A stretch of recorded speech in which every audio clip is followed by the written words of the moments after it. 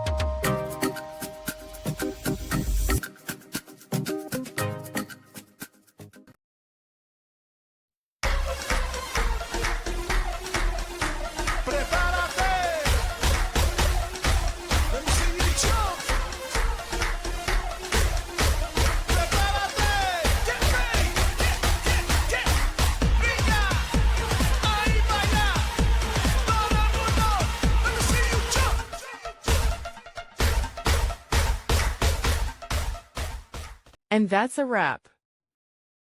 I hope you found the answer you were looking for. If you did, take a second to hit that subscribe button. It really helps out. And let me know in the comments which solution worked best for you. See you next time in the debug zone.